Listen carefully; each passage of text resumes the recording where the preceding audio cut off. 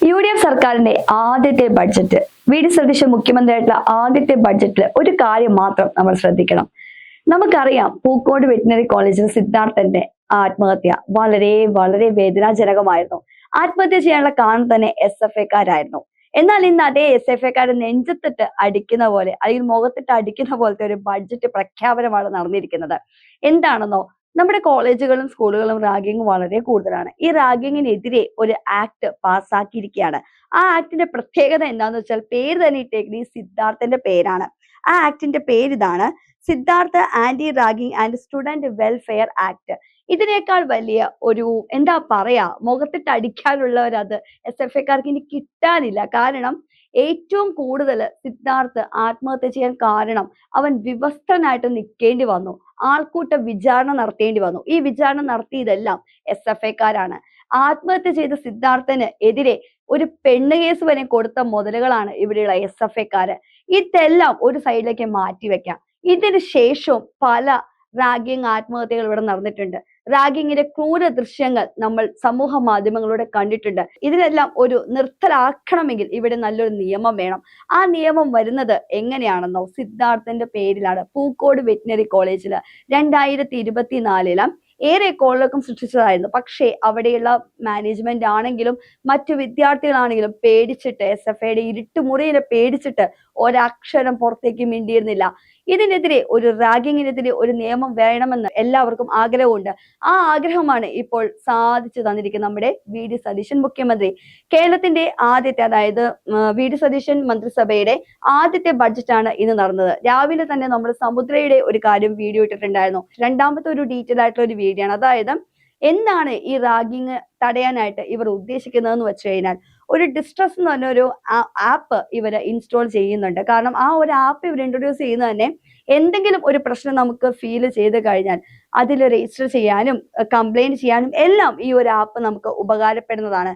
പ്രത്യേകിച്ച് കോളേജ് വിദ്യാർത്ഥികൾക്കെല്ലാം. കാരണം ആർക്കൊക്കെ റാഗിങ് നേരിടുന്നോ അവർക്കെല്ലാം ഡയറക്റ്റ് ഒരു കംപ്ലൈന്റ് പോലെ നമുക്കിത് കൊടുക്കാവുന്നതാണ്. സിദ്ധാർത്ഥന്റെ പേരിൽ റാഗിങ് തടയുന്ന ഈ ഒരു പദ്ധതി നടപ്പാക്കിയതിന്, അല്ലെങ്കിൽ അങ്ങനെ ഒരു ആലോചന കൊണ്ടുവന്നതിന് അനുകൂലമായിട്ട് സിദ്ധാർത്ഥന്റെ അമ്മ തന്നെ രംഗത്ത് വന്നിട്ടുണ്ട്. ഏറെ സന്തോഷമുണ്ട്, അതിനുപരി ഒരു ദുഃഖവുമുണ്ട്. കാരണം സ്വന്തം അമ്മയാണ്.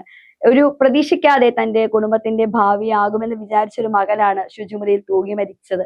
കാരണം ആരാണ് നമുക്ക് എല്ലാവർക്കും അറിയാം, SFIക്കാര്. പക്ഷേ ഈ കാരണക്കാരായവരെല്ലാം, കാരണഭൂതന്മാരെല്ലാം ഇപ്പോൾ പുറത്താണ്.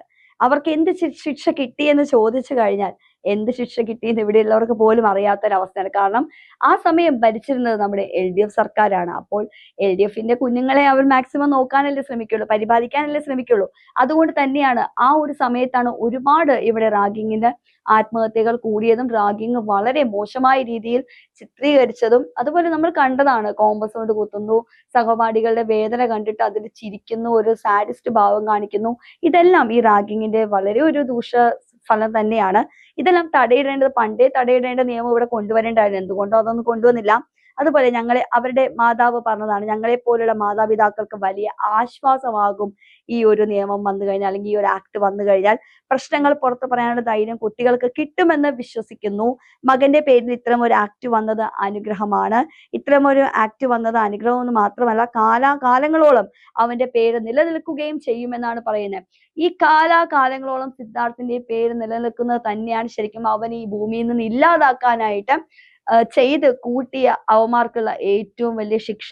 കാരണം ഒരു ശുചിമുറിയിൽ ആത്മഹത്യ ചെയ്തിട്ടുണ്ടെങ്കിൽ വിവസ്ത്രനായിട്ട് ആൾക്കൂട്ട വിചാരണ അവൻ ചെയ്തിട്ടുണ്ട്. കാരണം അവനെ നടുക്കിരുത്തിയിട്ട് വിവസ്ത്രനാക്കിയിട്ടാണ് അവന് ഒരു ആണാണ് അല്ലെങ്കിൽ പെണ്ണാണ്, ഒന്നും വേണ്ട, ഒരു മനുഷ്യനാണ് എന്ന് പോലും പരിഗണന കൊടുക്കാതെ SFIയുടെ ഇരുട്ട് മുറിയിലിട്ട് അവനെ ചവിട്ടി കൂട്ടിയതൊന്നും ഈ പുറലോകം അറിഞ്ഞത് അവന്റെ മരണത്തിന് ശേഷമാണ്. ശരിക്കും പറഞ്ഞാൽ SFIക്കാര് മാത്രമല്ല ഇതിന്റെ കുറ്റക്കാര്. ഇതെല്ലാം കണ്ടും കേട്ടും നിന്നിട്ട് സഹപാഠികൾ ഒരാള് പോലും സിദ്ധാർത്ഥിന്റെ വീട്ടിലേക്ക് വിളിച്ചു പറയാൻ ധൈര്യം കാണിച്ചില്ല. തന്റെ അമ്മ മകനെ വിളിക്കുന്നുണ്ടായിരുന്നു, പക്ഷെ കോള് കണക്ട് ആവുന്നില്ല എന്ന് അവർ പറയുമ്പോഴും ഒരു സഹപാഠിക്കെങ്കിലും അവന്റെ അമ്മേനെ വിളിച്ച് പറഞ്ഞിരുന്നു എങ്കിൽ ഇന്ന് സിദ്ധാർത്ഥ് ജീവനോടെ ഉണ്ടാകുമായിരുന്നു. പ്രതികരണശേഷി നഷ്ടപ്പെട്ടു പോയ ഒരു സമൂഹത്തിന്റെ നടുക്കാണ് നമ്മൾ ജീവിക്കുന്നത് എന്ന് വീണ്ടും വീണ്ടും കാണിക്കുകയാണ്. ഈ അടുത്തിടയ്ക്ക് നിതിരാജിന്റെ ആത്മഹത്യയിലും അവന്റെ സഹപാഠികൾ പറഞ്ഞത് അധ്യാപകർ വളരെ മോശമായ രീതിയിൽ അഭിസംബോധന ചെയ്ത് വിളിക്കുമായിരുന്നു എന്നൊക്കെയാണ്, ബോഡി ഷെയ്മിങ് നടത്തുമായിരുന്നു എന്നൊക്കെയാണ്. പക്ഷെ ഇതെല്ലാം പുറമെ വന്നത് പുറലോകം അറിഞ്ഞ നിതിൻ രാജിന്റെ ആത്മഹത്യക്ക് ശേഷമാണ്. ഒരാളുടെ ആത്മഹത്യക്ക് ശേഷം മാത്രമാണോ ആ ഒരു കലാലയത്തിൽ നടക്കുന്ന അനിഷ്ട സംഭവങ്ങളെല്ലാം പുറലോകം അറിയേണ്ടത്? അതിനു മുന്നേ പ്രതികരിക്കേണ്ടത് അവിടുത്തെ കുട്ടികൾ തന്നെയല്ലേ? അല്ലെങ്കിൽ സഹപാഠികൾ തന്നെയല്ലേ? അല്ലെങ്കിൽ അധ്യാപകർക്ക് തന്നെ പ്രതികരിച്ചൂടെ? എന്തുകൊണ്ട് ഇങ്ങനെ പ്രതികരിക്കുന്നില്ല? എന്തുകൊണ്ട് അവർ മൗനം പാലിക്കുന്നു?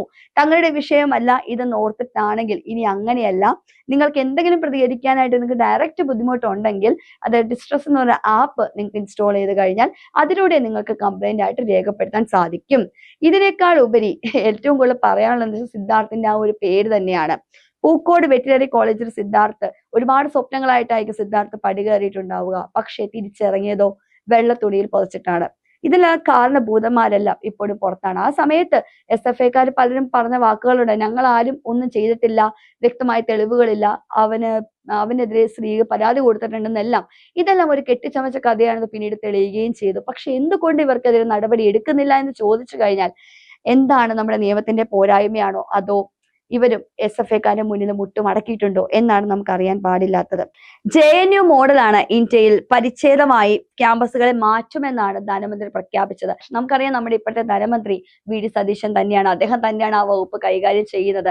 കൈനിറയെ ഒട്ടേറെ കേരളത്തിന് ഏറെ പ്രതീക്ഷ അർപ്പിക്കുന്ന ബഡ്ജറ്റാണ് ഇപ്രാവശ്യം അവതരിപ്പിച്ചിരിക്കുന്നത്.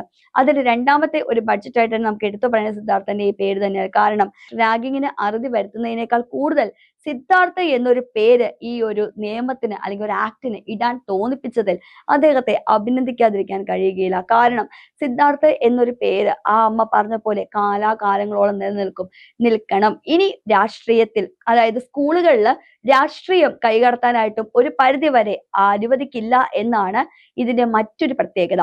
നമുക്കറിയാം സ്കൂളുകളിൽ രാഷ്ട്രീയം വന്നു കഴിഞ്ഞാൽ നല്ലതാണോ ചീത്തയാണോ എന്നുള്ള ഭാഗം അവിടെ നിൽക്കട്ടെ.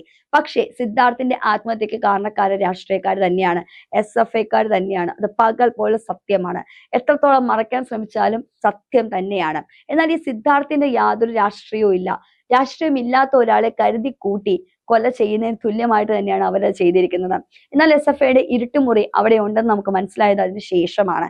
എന്തിനാണ് കലാലയം ഒരു പരിധിയിൽ കൂടുതൽ രാഷ്ട്രീയത്തിന് വിധേയമാകുന്നത്? രാഷ്ട്രീയം വേണം എന്നല്ല പറയുന്നത്. കാരണം രാഷ്ട്രീയം വേണോ വേണ്ടോ എന്നുള്ളതിനേക്കാൾ ഉപരി രാഷ്ട്രീയം മറ്റൊരാളുടെ ജീവൻ എടുക്കുമ്പോൾ അത് തെറ്റ് തന്നെയാണ്. കാരണം ഏറ്റവും കൂടുതൽ അഭിമന്യുവിന്റെ മരണം നമ്മൾ കണ്ടതാണ്. രാഷ്ട്രീയ കൊലപാതകം തന്നെയാണ്. കേരളം കണ്ട രാഷ്ട്രീയ കൊലപാതകം തന്നെയാണ്. അത് പക്ഷെ അഭിമന്യു SFIയിൽ അംഗമായിരുന്നു. വർഗീയത തൊലയിട്ടെന്ന് എഴുതി വെച്ചതിന്റെ പരിണിത ഫലമായിട്ടാണ് അഭിമന്യുവിനെ SDPക്കാര് കൊന്നു തള്ളിയതും നമ്മളെല്ലാം കണ്ടതാണ്. ഇതെല്ലാം ഈ രാഷ്ട്രീയ കൊല വന്നത് വിദ്യാർത്ഥികൾക്കിടയിൽ രാഷ്ട്രീയ മനോഭാവം ഉള്ളത് കൊണ്ടാണല്ലോ. ക്യാമ്പസുകൾ അത് അനുവദിക്കുന്നത് കൊണ്ടാണല്ലോ. ഒരു പരിധിയിലേറെ ഈ ഒരു ആക്ട് വരുമ്പോൾ രാഷ്ട്രീയം വിദ്യാർത്ഥികൾക്കിടയിലും അതുപോലെ സ്കൂളുകളും കോളേജുകൾക്കിടയിലും രാഷ്ട്രീയം ഒരു ഭാഗത്തേക്ക് ചുരുങ്ങിപ്പോകും. അത് തന്നെയാണ് ശരിക്കും പറഞ്ഞാൽ വേണ്ടത്. കാരണം ഇനി ഒരു അമ്മയുടെ കണ്ണുനീർ വീഴാതിരിക്കട്ടെ, ഇനി ഒരു റാഗിങ്ങില് ഒരു വിദ്യാർത്ഥിയുടെയും ജീവൻ നഷ്ടപ്പെടാതിരിക്കട്ടെ. കാരണം ഇന്നത്തെ കുട്ടികളാണ് നാളെയുടെ വാഗ്ദാനങ്ങൾ. അപ്പൊ ഈ കുട്ടികളെയൊക്കെ മുളയിലെ നുള്ളിക്കളയുമ്പോൾ ശരിക്കും പറഞ്ഞാൽ നമ്മുടെയൊക്കെ അമ്മയുടെയും അച്ഛന്റെയൊക്കെ കണ്ണിന് ഒരുപാട് വീഴുന്നുണ്ട്. ആ വീഴാൻ കാരണം തന്നെ ഈ രാഷ്ട്രീയമാണ്. സ്കൂളുകളിൽ രാഷ്ട്രീയം രണ്ടടി മാറ്റി സ്ഥാപിക്കുന്നതുകൊണ്ട് വലിയ കോട്ടമൊന്നും തട്ടാൻ പോകുന്നില്ല. എന്ത് തന്നെയാണെങ്കിലും VD സതീശന്റെ ഈ ഒരു ബഡ്ജറ്റ് പ്രഖ്യാപനത്തിൽ ഏറെ പ്രതീക്ഷകൾ ഏറുകയാണ്. ഇനിയും ഇതേപോലെ ആവശ്യമുള്ള നിയമങ്ങൾ വരട്ടെ.